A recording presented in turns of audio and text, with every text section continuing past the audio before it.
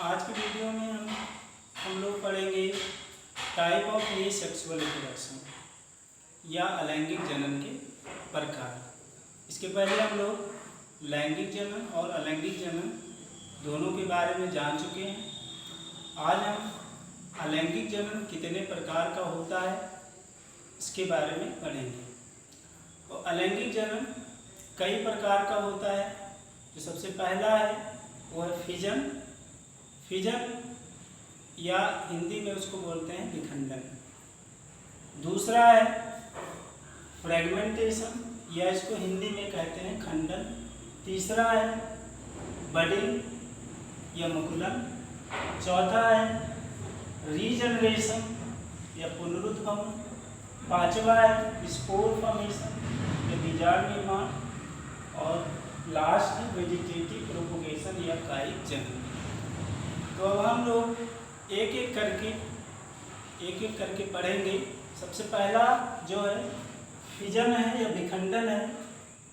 Fission या विखंडन अलैंगिक जनन की वह विधि है जिसमें जीव का जो शरीर होता है वह दो या दो से अधिक पार्ट में डिवाइड होता है और फिर वह एडल्ट यानी वयस्क में परिवर्तित हो जाता है, नई संतति उससे बन जाती है। वास्तव में यह विधि एक कोशिकीय जीवों में होता है, जैसे प्रोटोजोन्स, बैक्टीरिया, उन्हीं में यह विधि कॉमन होती है, उन्हीं में यह विधि पाई जाती है। जो बाइनरी यहाँ पर जो फिजन है वह दो तरह की होती है। एक होती है बाइनरी फिजन और दूसरा होता है मल्टीपल फिजन यानी कि द्विविखंडन और बहुविखंडन। द्विविखंडन में क्या होता है कि जीव का शरीर केवल दो पार्ट में, दो बराबर पार्ट में डिवाइड हो जाता है और इस तरह की जो विधि होती है जनन की वह अमीबा, पैरामीशियम आदि में पाई जाती है। जबकि मल्टीपल फिजन या बहुविखंडन में जीव शरीर या जीव का जो बॉडी है वह दो से अधिक पार्ट में डिवाइड होता है और यह विधि जो पाई जाती है वो होता है मलेरियल पैरासाइट प्लाज्मोडियम। उसमें जो है ये विधि साधारण रूप से देखी गई है। मतलब जो मलेरियल पैरासाइट है वह मल्टीपल फिजन के द्वारा जनन करता है। इसके बाद हम लोग देखेंगे फ्रेगमेंटेशन।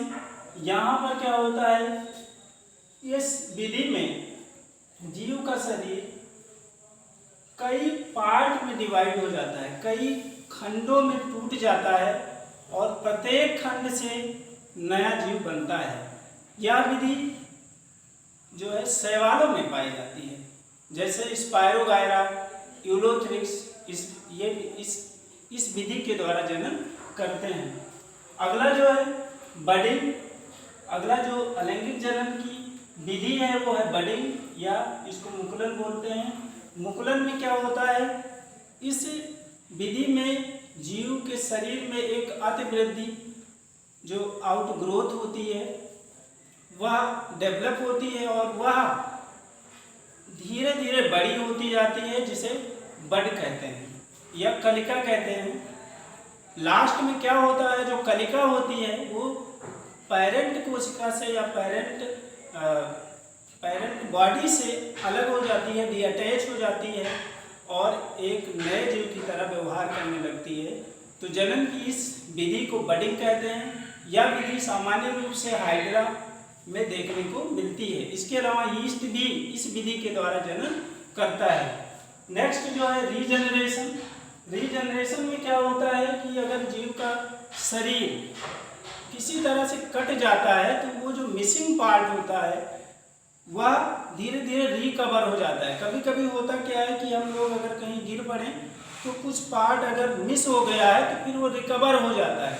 तो इस विधि को बोलते हैं रीजनरेशन और ये जनरली देखने को मिलता है प्लेनेरिया और हाइड्रा में। नेक्स्ट जो है स्पोर फॉर्मेशन। स्पोर फॉर्मेशन क्या होता है, कुछ जीवों जैसे कोको में कोको का जो शरीर होता है उसके ऊपरी भाग में एक बीजाणुधानी या स्पोरेंजिया का निर्माण होता है, जिसके अंदर कोशिका विभाजन के फलस्वरूप उसमें स्पोर का निर्माण होता है। ये स्पोर बाद में अंकुरित होकर के नए कवक का निर्माण कर देते हैं। तो ये विधि हो गया स्पोर फॉर्मेशन। और लास्ट जो है वो है वेजिटेटिव प्रोपोगेशन या कायिक जनन। कायिक जनन की वह विधि है, ये जो विधि है जनरली पौधों में देखने को मिलती है। मतलब पौधों में इस विधि के द्वारा जनन होता है।